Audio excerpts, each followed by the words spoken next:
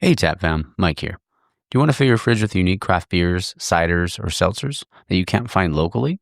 Then Tavor is your answer. I partner with them to bring you this exclusive offer for my Taproom listeners.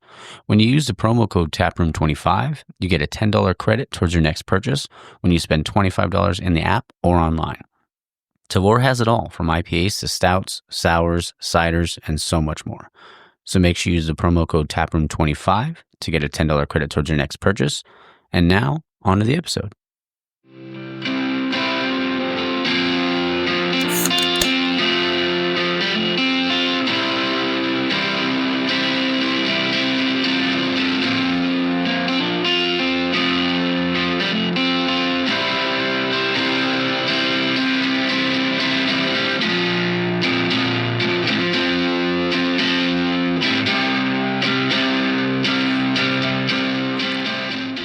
All right, and we're back. It is 9:58 at night, and I have a flight tomorrow at 7 a.m. out of Long Beach, flying out to Dallas. I am tired. I had a day, but I'm super stoked for this episode. This is episode 105. 105 episodes, holy crap. But episode 105 with Jason De La Torre, honest of Ogopogo. They have two locations. They have one in San Gabriel, one in West Covina. Jason, thank you so much for being on the show and telling your story and the story of Ogopogo, how it all started. I don't want to give anything away, but honestly, I'm just super stoked for you guys to listen. It's going to be a shorter intro. I had to be up early, but like we talked about St. Archer, like him working at St. Archer. I used to go to St. Archer. I was probably going there while he worked there. So, I mean, like I said, I won't give much away, but it was super fun, and I'm super stoked for you guys to hear it.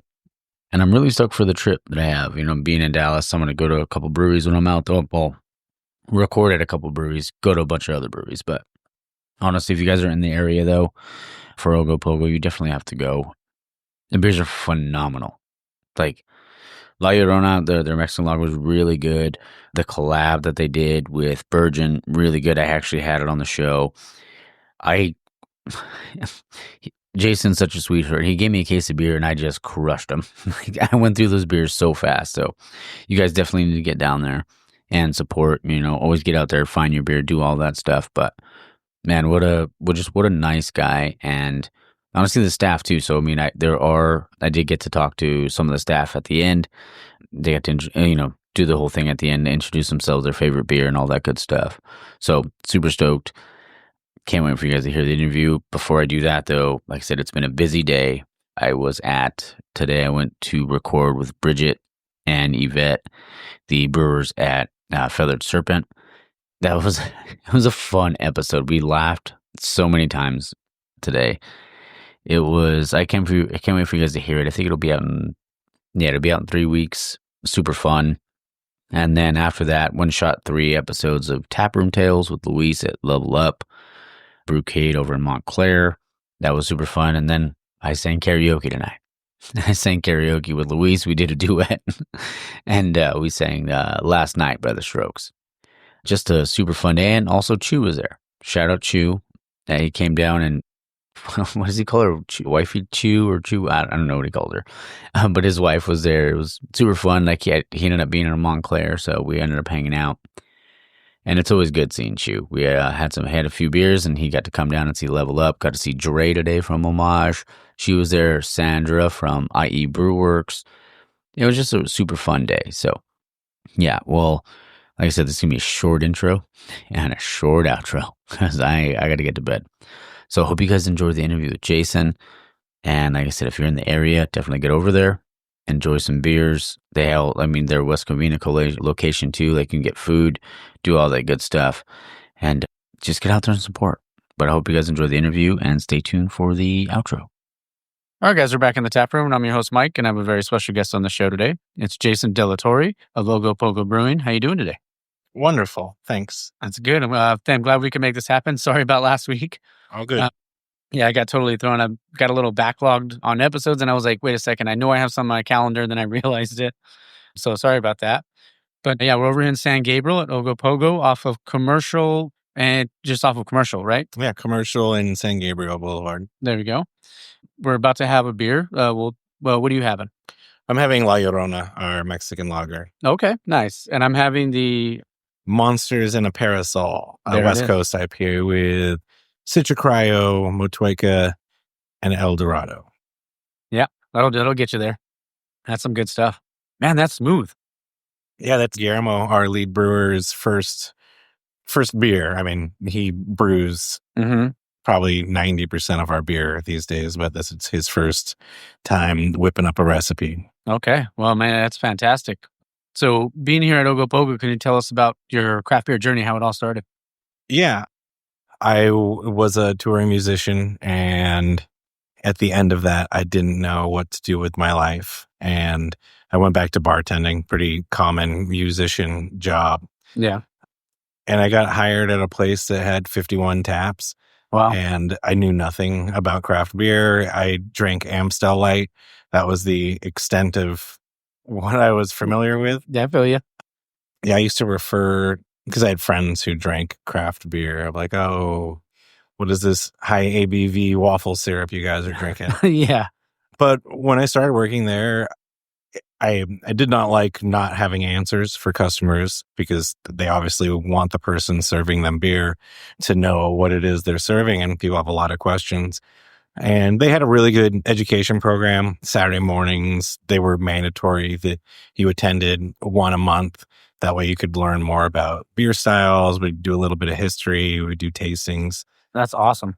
And I decided that maybe I would start homebrewing just to better understand the beer making process to help with the customer experience. Mm-hmm. Certainly not something that I had planned on going down the road of ever doing this professionally, but it was a lot of fun. I started homebrewing on Sundays, and after a while, I just have friends over, and they just became a fun day. You do start drinking really early. Of course. But it's like the same as football season. So, of course, yeah. It's tailgating. Yeah. And did that for a while. And then I was going to open a restaurant in LA with a friend. And I had thrown into the mix the idea of like, what if we started a brewery as well? And he liked it. Our potential investors liked it. But he got married. His wife got pregnant, and he was really comfortable with his job at the time. Oh, gotcha. And so we didn't go down that road. And then I moved back to San Diego and started working at St. Archer. And that's where I met my business partner. Oh, nice. We were lab partners there. And then eventually we just worked well together. And he had actually been planning on opening a brewery / pizzeria was the original goal in LA, and said, oh, I was going to try to do that. And so we decided to do it together. Just didn't work out with the pizzeria part. We couldn't find a location. We searched for 2.5 years and eventually landed on this location, which is more of like the production size establishment. I loved St. Archer. Like when they first opened up, I would go down to San Diego. We'd go specifically to go there. I love that tap room. I like all the skate stuff, the surf stuff on the wall, and that was the mosaic. That was like the one. Like, I remember trying that for the first time. I was like, holy shit, that was so good. Yeah, that was Kim's baby.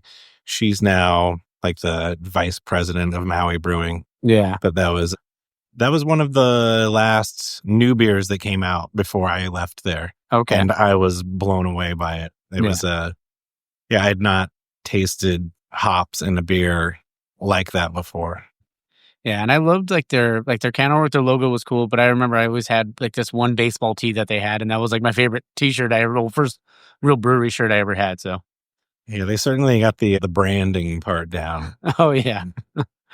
Well, man, that's cool. So you guys decided on this location, and even going back to like what you said, like what I think is really cool working at that place, working with that had the 50 taps and the beer education part. That's so important. I feel like building that trust with the community, especially when they're coming into the brewery, and if you can guide them to something that they might like and build that trust, they'll want to keep coming back, and then they'll tell their friends and they'll tell their family, and they'll want to keep going to those places. In hindsight, it was probably my favorite job I've ever had. That's awesome. It was a really nice, it always sounds cliche to say like a family environment in a business, but it really felt that way. Yeah. It got to a point where my coworkers were my best friends and where I was spending time with when I was not at work. Yeah. And a lot of us had not known anything about craft beer, and we'd all grown in that while working there. It was just a really fun experience. That's great. And like for Ogopogo, how did the name even come about? I've always been curious about it. So Ryan, my business partner, likes palindromes. I never know if I'm saying it right. Is it palindromes with an M or an N? I'm not sure. Can do a quick Google. Yeah, you're good. It wasn't my thing. Palindrome with an M. Okay. Words that are spelled the same front to back. Oh, okay. And so he would wear T-shirts to work that say race car spelled backwards is race car, or taco cat. Okay. And so when we decided to start a business, he said we should probably come up with a name. What if we named it a palindrome? I was not a huge fan of this idea. Yeah.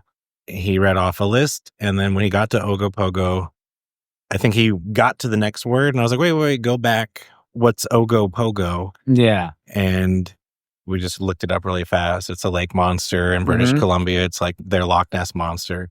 Okay. And since I do all of our graphic design, I liked the idea of having a theme, so that way it give me direction, because I had done a lot of freelance graphic design, and not having direction is not one of my favorite places to live. Okay. And so we just kind of, I don't think we ever second guessed it. We're like, it's a fun sounding word. It's a fun sounding theme. And so we, for the most part, make beers that are after like different creatures or folklore. And it's been kind of a fun little thing. We have the stories on the can. Tim, one of our brewers, writes the little bio or story that goes along with the creature. That's awesome. And I'm a big like Loch Ness guy. Well, not overly, but like I always love, like whenever there's a new documentary about it, it's like, oh, I got to go watch that.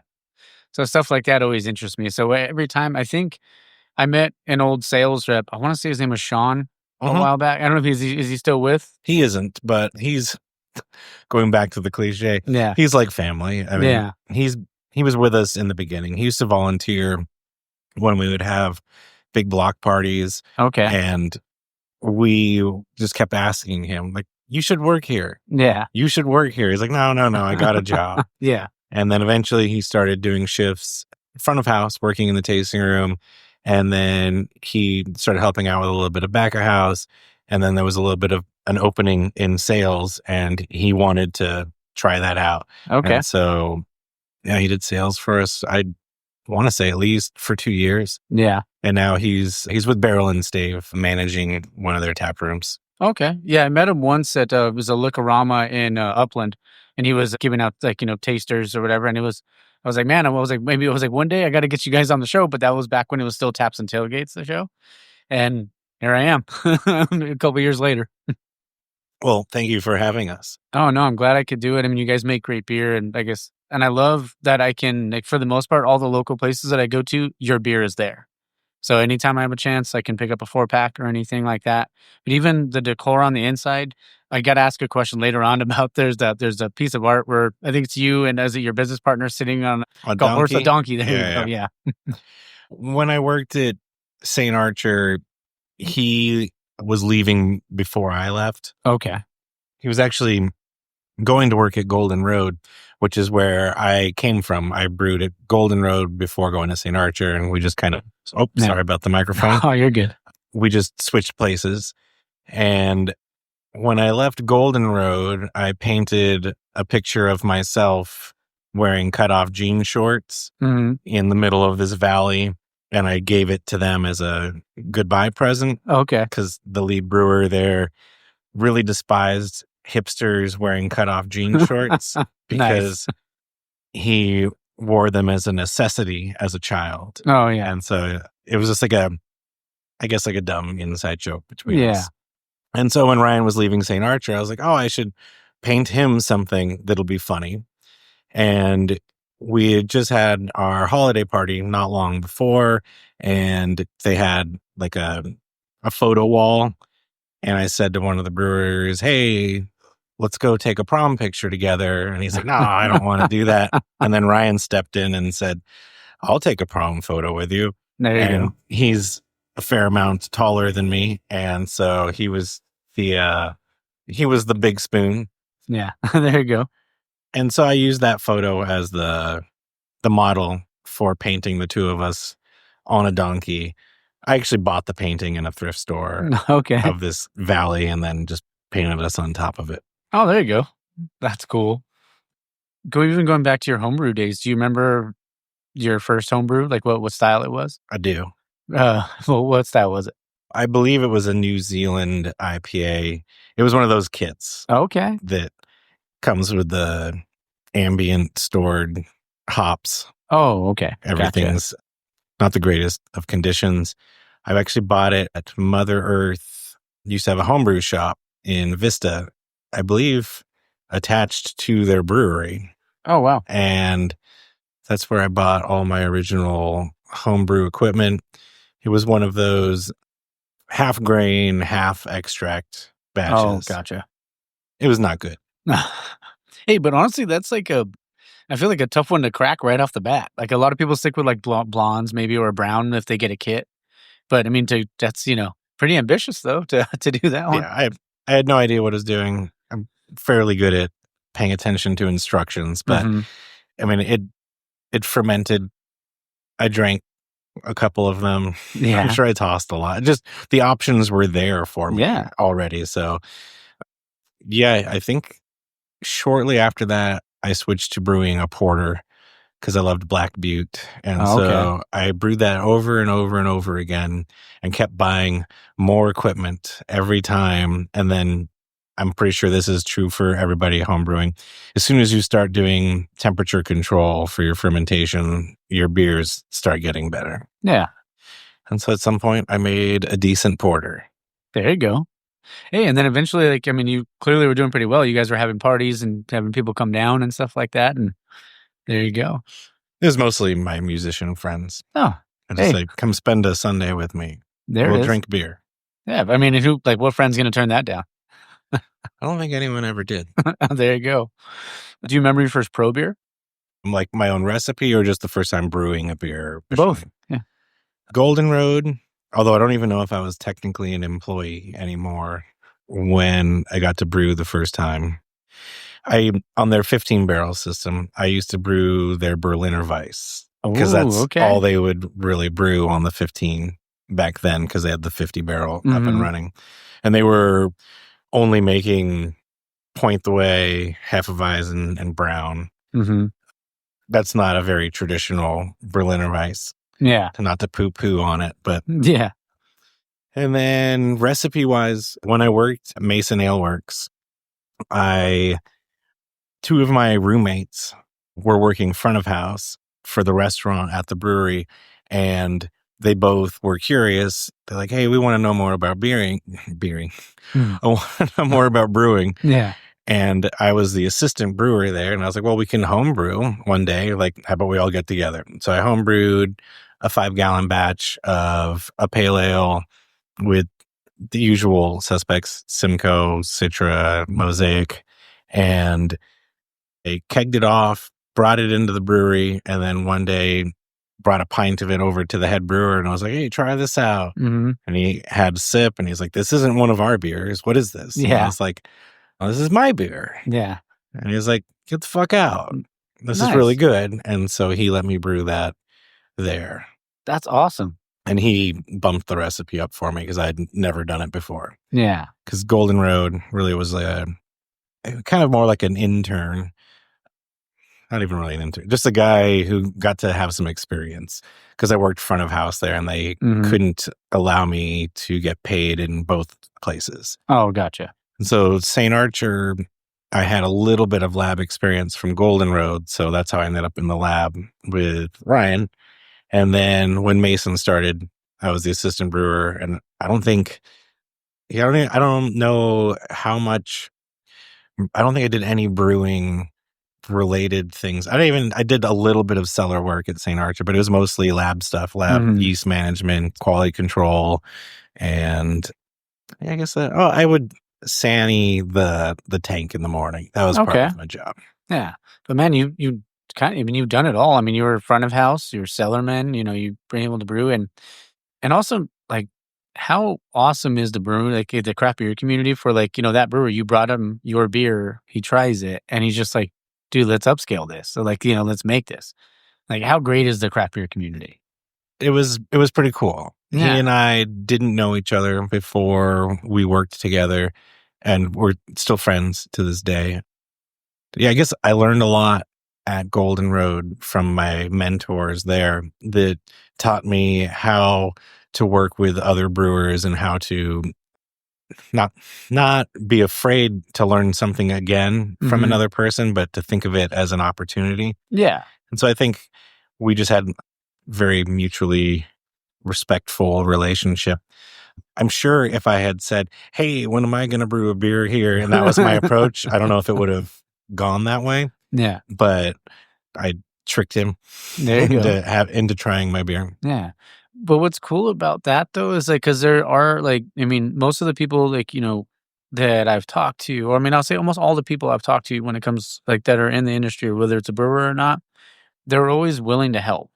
And they're always willing to say like, oh, you made something, let's try that, and I feel like people, I mean, brewers specifically in the craft beer community, they put their ego aside for the most part. And they're like, they just want the industry to succeed. So, I mean, and if they see someone that's trying to grow or trying to do more things, they usually, will help guide them along the way. Yeah, I definitely have had a lot of those experiences at all 3 places I worked before starting this place. And then just gradually being a part of the LA beer community, there's been, I don't know, we're coming up on 7 years now. But when we first... Congratulations on that. Thanks. Yeah. When we first moved up here, I didn't have a lot of LA brewing friends outside of Eagle Rock. But just as time went on, doing like the different events, especially these days, the Arts District events, especially Schwartzmith's, has really brought so many brewers together. And it's really cool to meet everyone. And it's not usually those occasions where you're bouncing ideas off each other, but then there's disc golf leagues and just all kinds of things where you find yourself hanging out with other people in this community. And it's something that, I really cherish.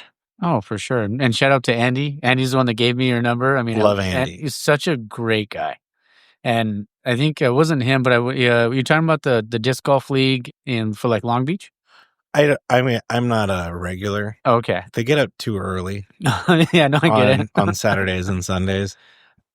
Not that I sleep in ever anyway. I have a puppy right now and she wakes me up.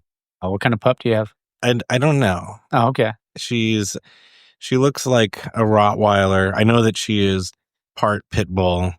We just don't know what the rest is. Her hair is kind of long. Okay. Well, I bet she's adorable. She is adorable. Okay. Yeah, her name's Morgan. She goes to most of the brews with me, but then there's some days I'm just like, one day she tried to knock out a cord. I was like, all right, I won't be doing that while I'm recording.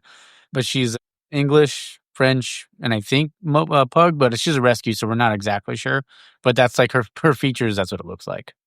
Yeah, we're kind of in the same boat. We're not. I don't think it's an official rescue, but it was a family giving away puppies outside of a Petco, and our neighbors couldn't resist. And then they were like, "We can't keep this dog." And then the dog got into our yard one day, and then my wife was like, "We'll watch the dog until we find it a home." And then I came home that night and then kind of caved and said, "Okay, we'll keep this dog." Yeah. Going back to the brewing part, like, no, you're good. No, because I go up on tangents all the time. So you're totally fine. I was just trying to make sure I steer the conversation the right way. Yeah, talk about dogs all day. Oh, no, I could totally do that too. And there's times where like I'll be talking to buddies that I've met now like through the show, and we'll end up like talking about video games, or we'll be talking about books or movies or music. So you can say whatever you want on here. And you can curse too. I didn't say that early on, but I'll leave this in. I think I did. Yeah. Oh, you said poo-poo earlier. So I was like, you can say shit if you want. Okay. You're good.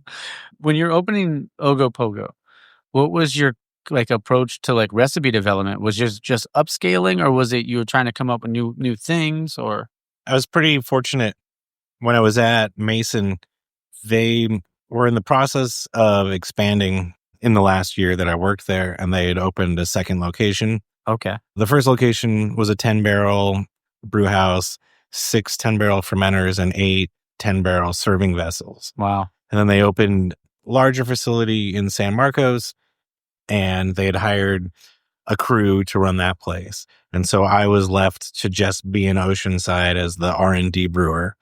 And so I R&D'd a lot of our recipes for Ogopogo while I was there. Yeah. And so eventually, when we were in construction here, we did some contract brewing there. And so familiar with the system. And so I got to make beer for us before we were open, which was great because we did a little bit of distribution just to make very little money in the beginning, but it was able to just start getting the name out and get us prepared for when we were going to start brewing here.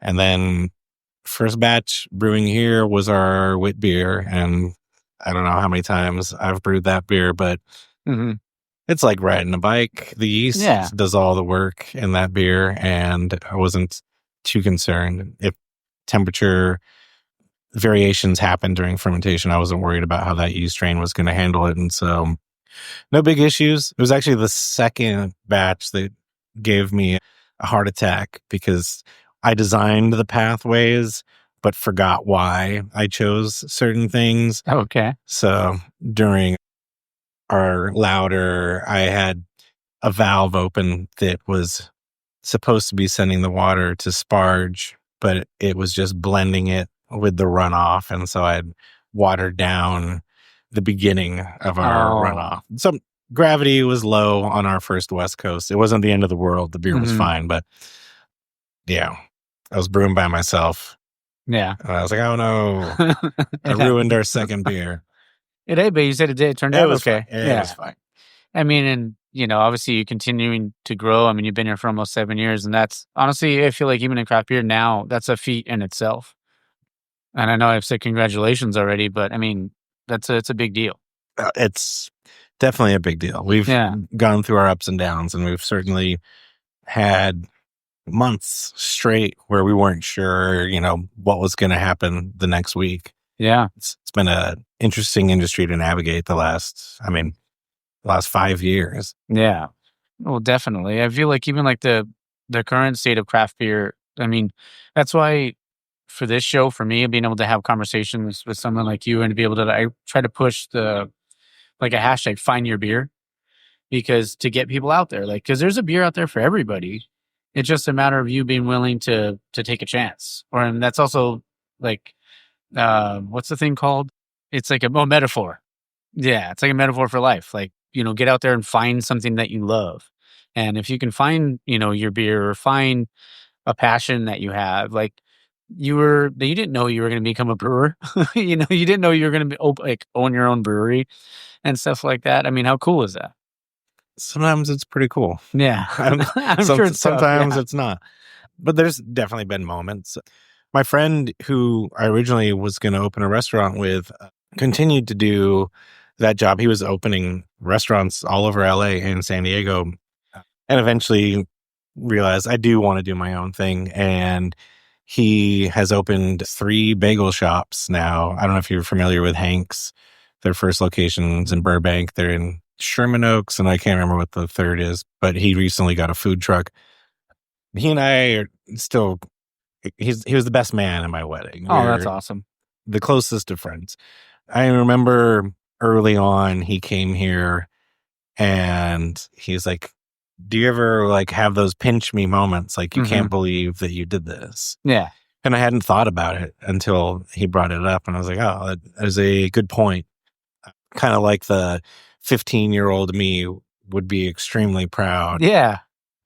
So yeah, it is a pretty cool thing that I have done. Certainly couldn't have done it without all the people who have helped make this thing happen. But yeah, 100%. And even leaning into that, what was it like day one of opening and seeing someone drinking your beer and enjoying it? I'm sure the elation or the gratification or something like that was off the charts. Yeah, I mean, it was really stressful. Oh, of course. My business partner and I did a majority of the construction here. Okay. So when we did our friends and family, he was replacing a toilet as we were opening the doors. Is always something like last minute. Yeah. But when we first opened, we convinced the city to give us a temporary use permit so we could open 1 day a week. Okay. So for the first 6 weeks, we were only open on Sundays from noon to 6. Okay. And I do remember that first Sunday being blown away. I was like, wow, I like looked at the numbers and I was like, if we can do this, and this is a Sunday, if we can do this many days a week, we're going to do great. Yeah. When we opened 5 days a week, I remember the first Wednesday we opened, I was like, it was crickets. And we're like, oh, because it was condensed into 1 day. And obviously it takes time, of course, to build. But yeah, I mean, we've made so many lifelong friends just from opening this place. I don't know if there's anybody who works here front of house, and I'd say 90% of the employees here we've met through this place being open.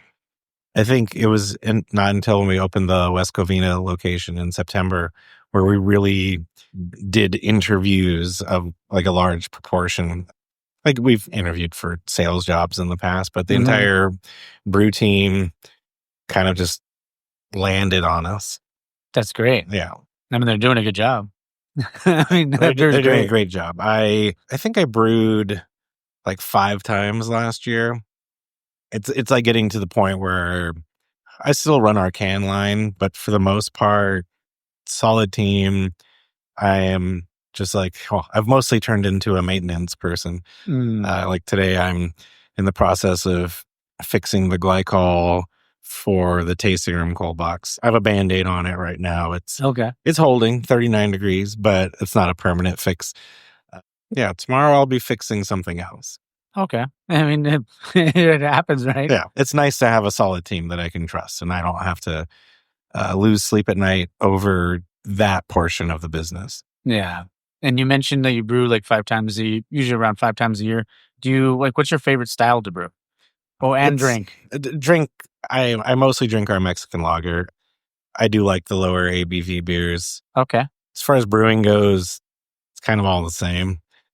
Cellar work is where the real magic happens, which is weird. Coming from like a little bit of a lab background, a lot of times when the cellar work, when we're making different beers and dosing beers with different purees or anything, just trying to figure out that you have the right balance in the beer, sitting around with a scale, calculator, a pipetter, and just trying to come up with the right blend. That part, every time that I go to do math, I am not thrilled. I'm like, why haven't I just made an Excel calculator for this at this point? Why do I keep making my brain work? But I do enjoy that. I think my favorite part is when we package a new beer. I love a new beer coming off the can line, drinking it out of a can for the first time, seeing the artwork on the can. All of that those are like the really proud moments. That's cool. I mean, and when you enjoy something like that, I mean, I want to say like what's better than that, but I mean, it kind of, at least for me, it is. I mean, if I were to, when I see the can in a couple of weeks, I'm like, I'm so excited for like to finally see it. Oh, the beer in a can. I'm sure that's the elation there is going to be there. So, yeah, still, I mean, we bought our can line probably 3 years ago, and we started canning probably in 2019. But every time a new beer comes out, I get excited. Even if it's not something that I want to drink, I'm still excited to taste it, see what the final product is, and see it in the can. Yeah. Were you like before? Because I know you said you mostly drink the Mexican lager now. Were you a hophead before, like big time, or? Yeah, I went through phases. I feel like we all do. Yeah. Well, at the very beginning, it was always easy to drink Belgian beers. Those were the most palatable coming off of Amstel Light. I remember drinking a fair amount of Avery White Rascal. Okay. And then I probably went into IPAs next, which is weird. And then I went on a serious stout run for like an entire year where I right. just drank stouts. And then I went back to hoppy pale ales. That became like the main target. And that was mostly what I brewed, like home brewed. When I worked at St. Archer, that's all I would take home was the pale ale. And then we're doing a lot of the hoppy lagers, the West Coast pills. So good. And those are always great. We just did one with Creature Comforts. There was Simcoe and Comet, although it ended up being mostly Simcoe, which is a crazy beer that like went through different lives. Like within a month, it tasted completely different, but still good. And then we just did a beer with Virgin, an extra pale ale that we actually used lager yeast, 5.5%. Wow. Nelson, Strata, CGX Strata, and then Citra Incognito. And that's certainly in my wheelhouse of something that I'm into drinking. I love both of you. Creature Comfort's great. Virgin, phenomenal. Like they're both like great breweries. So are those on tap right now? We might be out of the Creature Comforts. I think that we might have like a case left. Actually, I haven't tried it. Might not be good. We have a case left if we're in January. And then Virgin's on tap right now. We actually did 2 batches of it, and we just canned the second batch last Thursday. Okay. Do you mind if we hit pause and we grab one? Yeah, let's do it. Awesome. All right, we're back. We have another couple beers here. I have the Virgin Cloud. What are you drinking? Cheers. I got the same thing. Oh, nice. And what's the style on this one? Extra pale ale. Although we use lager yeast. That's great. 3470, Nelson, CGX Strata. Fantastic. Yeah. Super easy drinking. Oh, yeah. A little in your face with the hops. Yeah, and I feel like the XPAs are starting to creep their way back. Like lagers and pilsners too, I feel like. Virgin has made quite a few XPAs, and I think they were like named best XPA or something. And Dan and their head brewer, had become friends over the last year or so. And we were trying to decide what beer to make. And I was like, how about, they had expressed like, can we not do, one of us does the West Coast, one of us does the hazy, that thing. And I was like, sure. I mean, everyone's doing the West Coast pills. I was like, can we do an XPA? Yeah. That's great. Yeah. It's pretty much, we make a pale ale a couple times a year called Nick's. Kind of similar grain bill to that. Wireman, extra pale Pilsner, a little bit of malted white wheat, and Carafone. And then just switch out the hops. There you go. I wanted to ask you too. So, because obviously you have the 2 locations. You have here in San Gabriel, you have over in West Covina. When did that second location kind of become like a thought? Like, well, when did that kind of little nugget creep in? Post pandemic. I don't know when that really was. Yeah. We were trying to figure out how we were going to pivot. And initially we expanded our cellar space, and our distributor at the time had shown like, this is where growth is at. Can you meet these numbers? And had we not expanded the cellar space, then we wouldn't have been able to meet those numbers. Okay.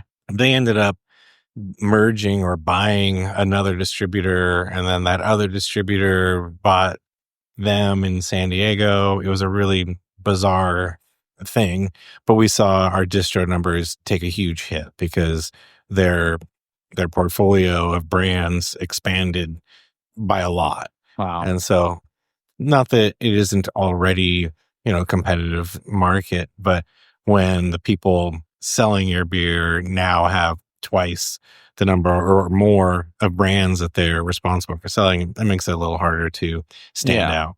And we have our own sales team, but we certainly saw a hit there. And so the expanded cellar didn't seem to make that much sense anymore. And it was like so glad we devoted funds to that when we should have been looking for a second location. But after coming off of trying to just find our first location, which took 2.5 years. Wow. It seemed like it was going to be a daunting task. And we had looked for a little bit, but it's all about location. Yeah. And a lot of the places that we looked at where it seemed like the location is good, there's no guarantee. Yeah. And rent is high. I mean, you're looking at least $7 a square foot. And so we had met with a broker to just look at some options. They were trying to get us to move into a Hilton in Monterey Park, and it wasn't a very optimal area in the hotel. Okay. It was street facing without an entrance. Oh, yeah. And in that meeting, they said, "What are you looking for?" And I said, "High foot traffic, quick turnaround time, low investment dollar amount." Yeah. And he said, "I know someone opening a food hall in West Covina. You should come look at it this Friday." And we, I think, signed the lease like a week later. Wow. It just seemed like a really smart decision for us because I think there's 20 plus food vendors in there and one other brewery, Burning Bridge, is in there as well. Yeah. We're hopefully going to do a collab with them, hopefully in the near future. I love Ruben. Yeah, Ruben's super sweet guy. Yeah, really good dude. And I mean, I personally would like more breweries in there just to kind of help to make it a beer destination, not just a food destination. Yeah, that'd be awesome. But it's been going great. Yeah, it was one of those things where it was a big game changer for us. Obviously, we're not out of the woods yet, but it's going to be a big tool in keeping us afloat and hopefully, you know, steer the ship in the right direction. Oh yeah, I mean, you put beer and food together. I mean, you can't. You know, that's a recipe for success right there.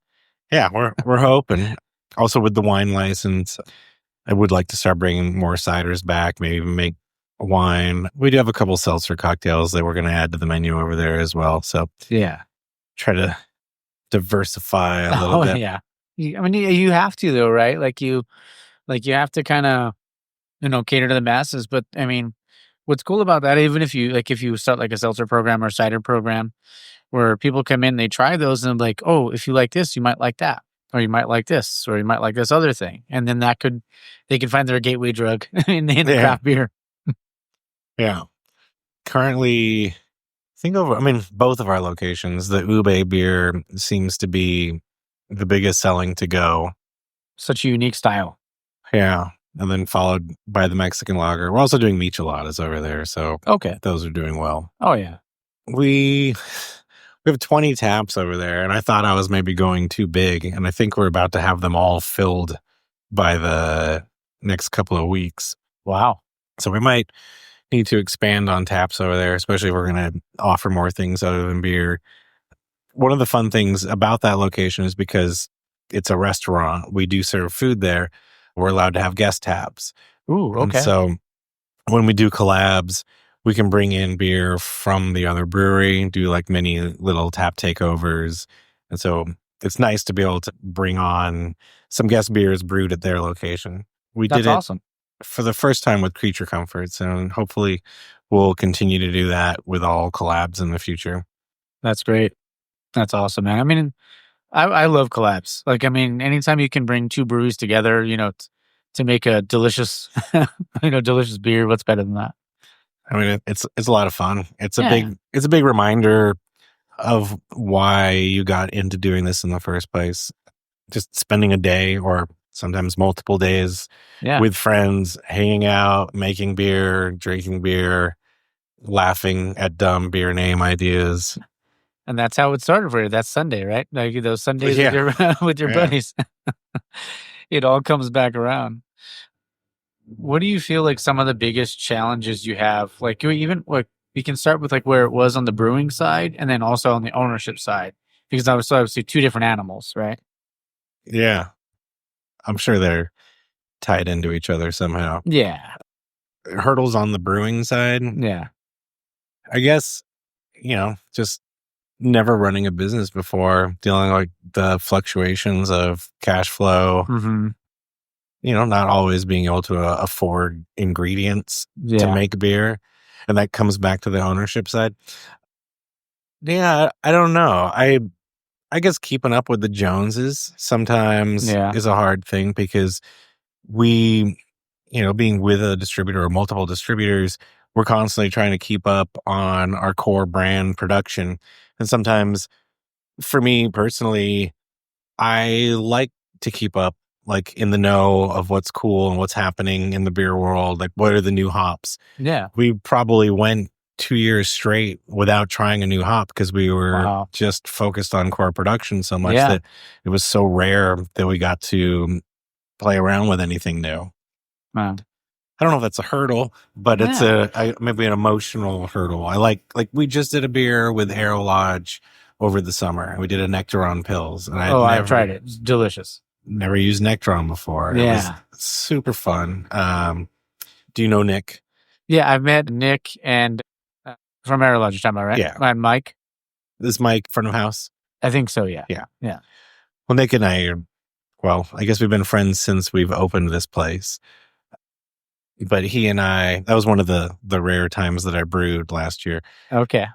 Our team, especially Guillermo, had said, how come I always have to brew on collab days?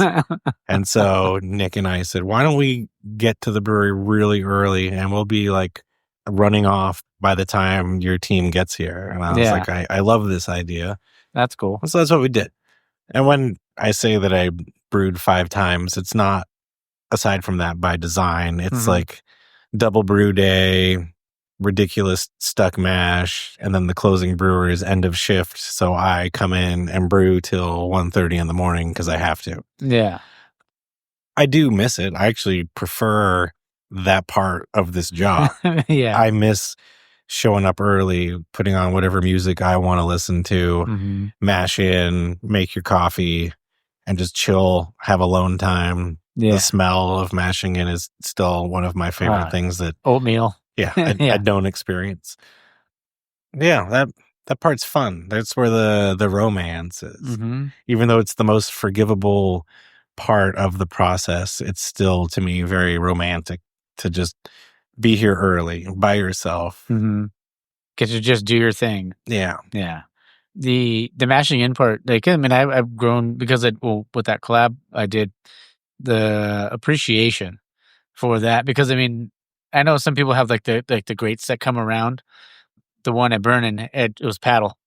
My shoulders were burning that entire day. Actually, the 15 that I learned on at Golden Road didn't have rakes, and so that was all you're whipping around the entire. I don't know, mashing's 15 barrel, I'd say like 40 minutes. Yeah, 40 minutes of little upper body workout. Oh, yeah. My shoulders were hurting. They were hurting pretty bad. As an owner, I mean, obviously, I'm sure there's a ton more because you have to worry about payrolls. You have to worry about all that, all that stuff. What are some other things that kind of that get you? Well, I guess that is the big one. Like knowing that we have, not the largest team here, but it seems big to me, and feeling responsible for them. It's an interesting thing to shoulder, but yeah, I guess it's what you get. I would always say, back when I was a touring musician, I would have to often say, "You asked for this." Yeah, yeah, and that happens. But I mean, you're clearly doing a great job, and the beer's phenomenal. And one thing I always say is like, yeah, the can artwork is a big deal, and you have great can artwork, but the product, what you put out, when you put out a quality product, people will find it. And especially, hopheads and, craft beer people, the community, they will go to those places to be able to drink that stuff. And you have a great location here. I have not been to the West Covina one. I will have to go to that one too. But you make phenomenal beer. Thank you. Yeah. We try our darndest. Yeah. No, it's working. It's working for sure. So, I mean, I was going to ask, like, has your approach to brewing changed over the years? But before I do, because when we took me on a little brewery tour before we started, I saw the Helian Shield, and I'm gonna apologize to my audience. I'm not gonna take this out. I'm gonna leave this in. I love Zelda. Like any game I've ever played from Zelda, like they've always been like easily like top 5 games for me. So were you just grew up playing the NES, or was it the Super NES, or was it the 64, or all of them? Okay. I don't buy a new system until they release whatever the next Zelda is. Love it. I think the only game that I haven't beaten was Mask of Majora, just because of like the time that it came out. I was like so busy playing music. Yeah. And there's a time limit on the game. Yeah. So, Spirit Tracks, which was on like the DS. yeah. I got a little bored. I'm sure if I went back, I would still enjoy it. But yeah, Zelda, that's my thing. My wife, I love to like, I don't know if graphics the word, but I love to give her in detail explanations of what I'm about to do or achieve in the game. Okay, love that. She gets really annoyed with me. I think that's the goal in most relationships. Yeah. What was your favorite? Like, is it Ocarina? It's hard to say now with Yeah. Breath of the Wild and Tears of the Kingdom. Ocarina is like the one that changed the game drastically. I've gone back and played it. It's really clunky. Yeah, it definitely is. The camera angles can be a bitch sometimes. Yes. I think Wind Waker. Oh, phenomenal game. Yeah. So underappreciated, I feel, like, for its time, but phenomenal game. What was that, the GameCube? Yeah. Yeah, Wind Waker was a lot of fun. I mean, anytime, you always have like a sidekick of some sort. The boat is your sidekick in that one? Yeah. Yeah, that one was a lot of fun. Oh, yeah. Ocarina, I loved, I haven't played Tears, but I've played, Breath of the Wild. I did like Skyward Sword too, but it did get kind of weird with the nunchucks. Yeah, I have a beef with the Skyward Sword. Yeah. Technically, I say or claim that I have beaten the game. Yeah. But in my tiny apartment, you have to do the Skyward Strike where you hold the nunchuck up to the sky. Yeah. And it wouldn't charge the sword. And figured out all of Ganondorf's moves. I got his pattern down. Yeah. But I couldn't get the sword to absorb the power. Oh, no. And I don't know how many times I did the dance and I gave up. I got pissed and I just called it and I said, I have beaten this game. It's over. Yeah. What was your favorite temple in Ocarina?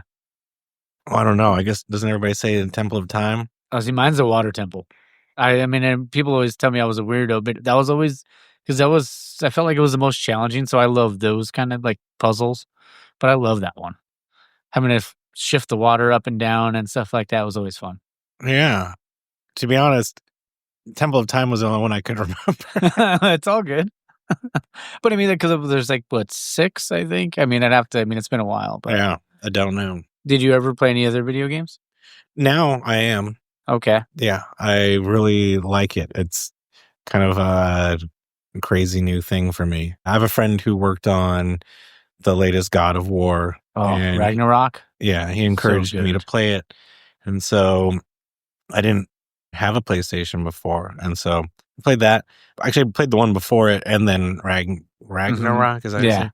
And then Hogwarts Legacy. Oh, I've heard that's great. I haven't played that one. Yeah, super fun. Yeah. Did you ever try the Uncharted series? I have not. All right. Well, you got to try those. It's kind of like, because going back to like the Zelda thing is kind of clunky initially, like the first one. But they're good stories. But Uncharted 4 is the best one out of all those games. Okay. I saw the movie. Yeah. It was very much Indiana Jones. Yeah, National Treasure, which might be one of my favorite films of all time. Oh, love that. I love that movie. I wish they'd make another one. Yeah, did you like the series that they did on Disney Plus? No, I did not watch it. Yeah, it was okay. I need Nicolas Cage. Yeah, I felt that too. And the guy from The Hangover. Oh, yeah. Doug. Yeah. Yeah. I wish they would make another one. I know there's talks of making another one, but just make it. Like, people are asking for it. Why not? They make all these remakes now. Like, why not just do a third National Treasure? Why not? Yeah. So that's your favorite movie of all time? Oh, Stand By Me. Stand By Me is probably my favorite movie. It's a great movie. But, consistency in my house is Lord of the Rings, Harry Potter. That's what's on nonstop. Okay. But I could watch both National Treasures infinite number of times. Yeah. In my uncle's backyard, because I don't have room to hang it in my house, I have Aragorn's sword from Return of the King. Nice. Yeah. I'm a big Lord of the Rings fan. Nice. I'm currently trying to read the Silmarillion for the first time. Ooh, nice. It's not been easy. I read a lot of extra material on the side and then go and watch YouTube videos after I finish a chapter to help explain what I just read, which what I'm reading isn't that confusing. It's just there's so many names and they're all complicated. I wish that it would be as easy to just watch Rings of Power, but then there's like a lot of beef with the diehards that say it's not accurate. And I'm not far enough into the Silmarillion to even know what's inaccurate. But I started listening to the Andy Serkis Lord of the Rings audiobooks. So good.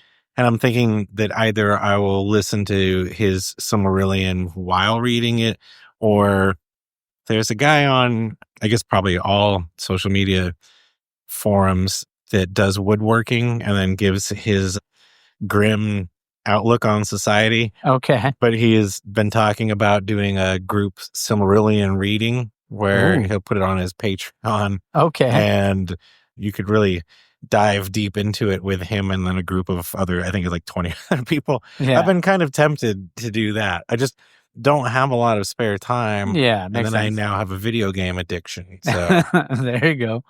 Some of the Lord of the Rings games for like the PS2 and the GameCube were so good. Like the Hobbit that was on the GameCube was phenomenal. Oh, so fun. And like the Return of the King when they did that and the Two Towers. Yeah, the Two Towers. I almost said the Twin Towers. Sorry. Yeah, Two Towers. I remember having a hard time. And I think I was either in an ego phase or just didn't know that there might have been an option to change the hardness level on the game. Yeah, that game was a pain in the ass for sure. What would be if you had to rank the books, what would be for you for Lord of the Rings? And the Hobbit. So I read them when I was a kid, and I tried listening to audiobooks as an adult and had a hard time with most of them. That's why I just recently started listening to the Andy Serkis. I'm still on Fellowship. Yeah, that's a tough one, especially because as a kid, I just didn't remember so much. And so now I've seen the movies so many times. It's crazy to listen to the book and realize how much of the dialogue that's used in the films is accurate to the dialogue in the book. Peter Jackson did an amazing job. Sure, he messed around with some order of things, but I don't know. Because I read them when I was so young that I think this is not uncommon, but as a kid, I would skip the songs. Like if a song took up a couple of pages, we're getting out of there. Yeah. It's kind of fun to listen to Andy Serkis do these little numbers and then actually listen to the lyrics, even if they are goofy. Yeah. He's such a phenomenal actor. Yeah. The 3 episodes of Andor that he was in. Oh, fantastic. Most emotional I've gotten watching a TV show in a long time. When he jumped on the thing. Oh. Yeah. When he took one for the team. Yeah. And after just being kind of like a, not a dick, but just a hard ass, I feel like initially. Because I'm a big Star Wars guy too. I love Star Wars, Harry Potter, Lord of the Rings, anything like that. But yeah, that episode might have got a little emotional. Yeah, for sure. The tears came out. Yeah. Did you ever play The Last of Us? I tried to. Yeah. I'm not very good. Well, I guess I played Horizon, which is a fantastic sneaky game. But if you are spotted, it's not the end of the world like it is in Last of Us. Oh, especially the first one. I feel like the first one is even worse than the second one. I didn't play the second one. Yeah. I couldn't get through the first. They're both great. But yeah, that initial first game when you're like, I was like 5 minutes into, maybe like 20 minutes into the first game, and I was like dead. I don't know how many times because I just kept getting caught. Yep. Yeah. I gave up. I called it a day. Yeah. I told you we were going to ramble a little bit. So. Yeah. Talk about getting emotional about a TV show. The Nick Offerman Last of Us episode. And I don't remember the guy's name. He was the concierge in White Lotus. Season Yeah. Such a phenomenal actor. Yeah. That episode was, a tearjerker. Yeah. Looking forward. New season. Yeah, they did, but in April, I'm excited for it. I know I'm going to, because I played the second game, so I know it's going to happen. I know I'm going to cry in the first episode, so it's going to be all right. It's going to be okay. All right. I didn't, so I'm looking forward to it. No, it'll be good for sure. But I do want to talk a little bit about your music too before we finish up. I only have a couple more things I wanted to ask you, but for your music, like I know we talked a little off air about it, like comparing to what like the bands you were in, like music wise, like what they would kind of relate to. But I know that's kind of a tough question.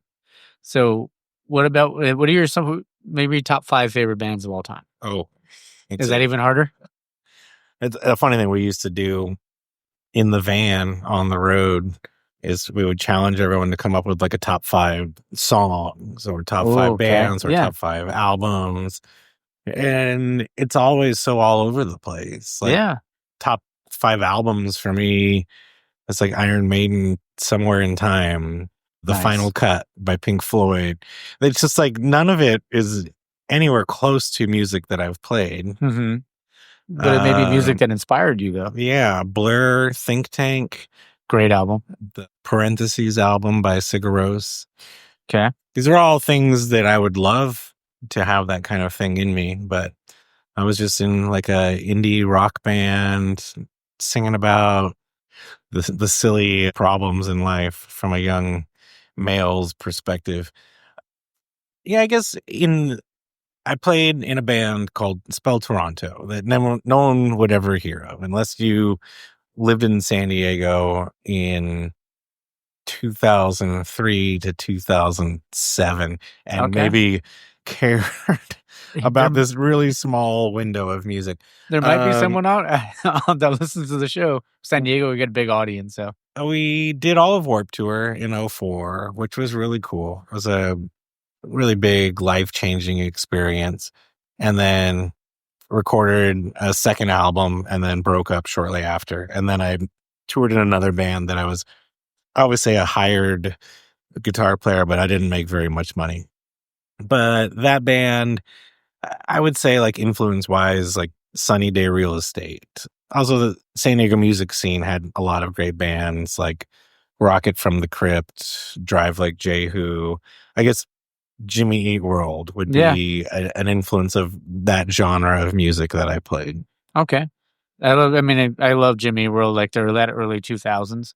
I saw a meme the other day where it says, like, I'm going to sue Jimmy Eat World because it says every little thing isn't going to be just fine. And it made me laugh a little bit. So, there's a Built to Spill song. Yeah. Where the verses are lines from famous popular songs. Like, you were right when you said, we're all just bricks in the wall. You were right when we said, he just quotes lines from a bunch of songs, and then the chorus is, you were wrong when you said everything's going to be all right. Yeah, that's funny. It's a very beautiful song. I recommend checking it out. I will have to do that. I was talking to Jared over at Long Beach Beer Lab a couple of weeks ago, and he told me about this.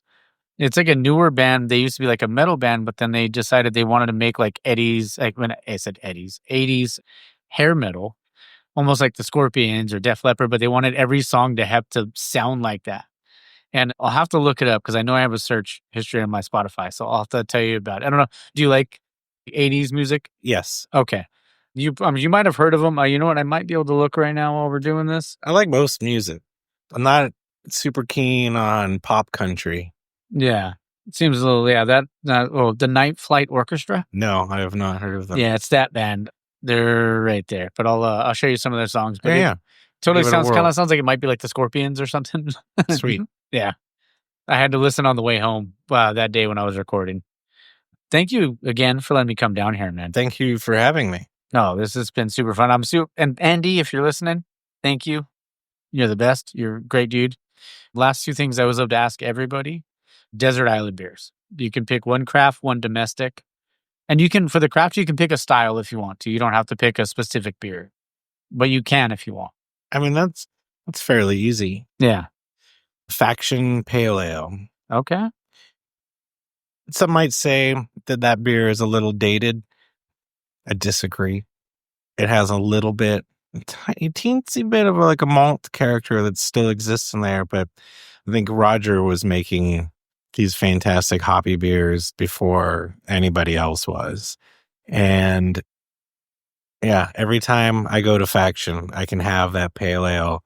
I mean, his Penske file, amazing as well. But just Faction Pale Ale, I think has always been my benchmark as just a beer I love. It's awesome. Yeah. And what about domestic? Like made in America domestic? Yeah. Or any like it could be a domestic somewhere else, but I mean most people choose something from here. I mean, whenever I go places where I don't want to drink the tap beer because I don't trust that the lines were cleaned, I drink bottled or canned beer. Okay. I mean, I said earlier, AM Still Light was my go-to, but I think I probably drink Corona more than anything. Which I've been goofed on in like airports where like someone will know what I do for a living and see me drinking a Corona. And they're like, really? That's what you're drinking? I'm like, yeah. Because you know what you're going to get, right? Yeah. Yeah. For me, it's hams. Oh, I do love hams. Yeah. It used to be Kura Banquet for a long time. I love Banquet. Yeah. I love both of those. Yeah. That is a hard call. Yeah. Hams, I feel like it's just so easy drinking. And it's like a sleeper because nobody ever talks about hams. Everybody thinks of like the really big guys. But yeah. Don't like Budweiser. Miller Lite is fine. Coors Banquet. Hams, fantastic. Yeah, I'm good with any of those. There you go. Last one. Favorite food to pair with a beer? Yeah. Back in 2011 or 12, I did like the next level Cicerone thing where you have to do that 4-hour test. And wow. It was before they had like an in-between. There was only Master Cicerone and then the one below. And I did so much of this. Garrett Oliver has written a few books on beer and food pairing. And I used to host people at my house, mostly doing like cheese and beer pairings. Okay. That were so much fun. Yeah.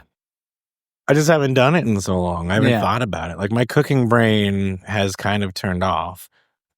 What if we give you like, so it was tacos, pizza, wings, or burgers? I don't know. Those are all those are all great. Yeah. Yeah. But it could be depending on what, like which one of them you're having too.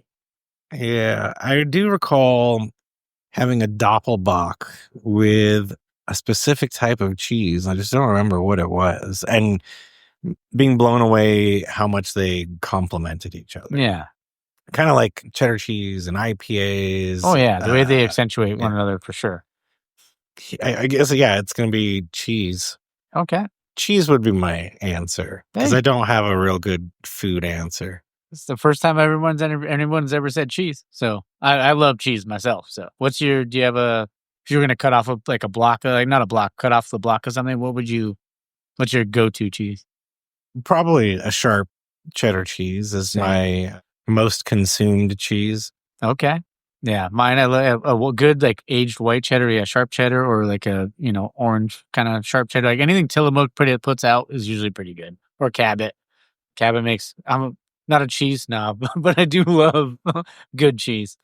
Yeah, I wouldn't say that I'm a cheese snob, but my wife and we haven't done it in quite some time, but Sundays used to be our day. It was like the only day that I would try to not work. Yeah. And we would go to this local Italian deli and just get a bunch of different meats and cheeses, like some honey, maybe a sour jelly of some sort, get a baguette and just hang. There you go. Usually watch Harry Potter or Lord of the Rings. And yeah, you can just kind of dabble in food. Yeah. Of those movies, and I'm sorry, I know I said that was the last one, but of those movies, what would be your favorite of those movies? Like the Lord of the Rings and Harry Potter. I mean, Lord of the Rings. I love them both. My wife, probably Harry Potter. Yeah, I don't know what it is. I can put those movies on, including the Hobbit movies. I know some people like to poo-poo on those, but I can watch any of those at any point.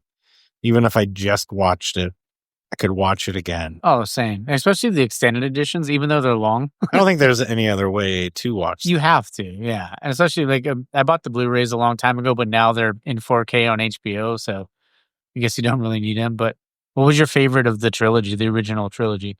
For the Lord of the Rings. Oh, it's probably Return of the King. Okay. Yeah, I love the probably the Two Towers, Fellowship, Return for me. I think... It's all right. Yeah. I'm trying to think why. I mean, Two Towers, Isengard is pretty cool. Helm's Deep. Yeah, I think you're right. I'm going to change my answer. Okay. Helm's Deep is pretty exciting. It's a great battle. And then just Merry and Pippin. Yeah. On the field of battle. Oh, yeah. the salted pork is particularly, is it nice? I absorb the sentiment, not the actual words that people use, sadly. Yeah. I love in a Fellowship where he's like, they have it in pints? I'm getting one. Yeah, I love those. I can watch those movies anytime. And like Peter Jackson did a phenomenal job. I feel like you have to watch, like maybe even if someone's never seen it before, they have to watch the extended editions, but I don't want to go on too long. I don't want to keep you. I know you have your pup and you have your wife to get back to, but I just want to say thank you so much for letting me come down here. And it's a phenomenal place. If you guys are in the area or if you guys are visiting or anything, you owe it to yourself to come down here to either location. If you want to come down to the OG in San Gabriel or go get some food go to the food hall where it's at in West Covina, you owe it to yourself to come down to Ogopogo, have some beers. I've had two phenomenal ones today, and I'm probably going to have maybe one or two more before I leave. It is a fantastic place, fantastic beer. It is, and all of these places are family owned. You got to come down and support. So, and find your beer. So, thank you. Thank you. Yeah. This was fun. Yeah, it's been super fun. I'm super grateful to, like I said, to Andy for giving me your phone number. I was going to cold call you, but I was like, I'll just send a text. He actually sent me a text before you. Okay. He said, hey, this is a super sweet guy doing a podcast. I think you would have fun. And I said, absolutely. Yeah. Well, I appreciate it. And if anybody can, if it helps at all, I bring people here or just to, make more people buy those cans and stuff like that. Anything I can do to help the industry, that's all I want to do. So appreciate it. Yeah. I'll send you with some cans so you can have some more later. Oh, well, you're a sweetheart. I appreciate it.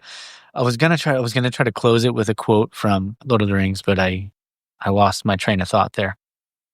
Can always overdub it. Oh yeah, I'll figure something out. But what I always say is, remember, guys, support local, drink local, and find your beer. Thank you so much, Jason. Thank you. Cheers. Cheers. Hi, yeah, I'm Tim from Ogopogo Brewing. I'm a cellar person and an assistant brewer here. And oh, come on, don't do that to me. I'm a brewer here, and I love our West Coast. Our Becky is my absolute favorite. I love that beer.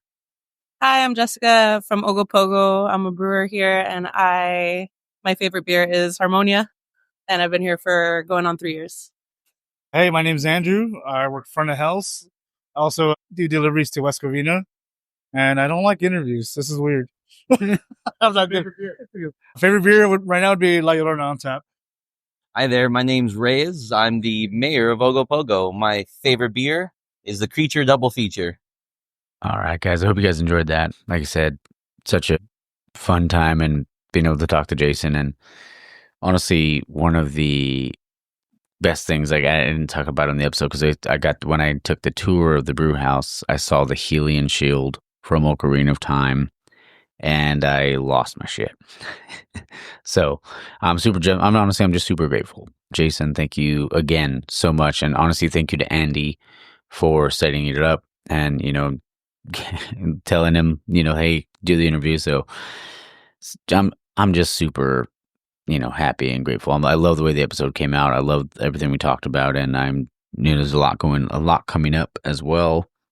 Next week is the Cody Sherwood episode. The week after that is the Bruce Stilled episode, and then Yvette and Bridget, and then have some more stuff coming up. I'm recording tomorrow on Rotation in Dallas, and then also on Thursday I'm recording at Pedicolis in Dallas as well. Week after that is my birthday, February 21st.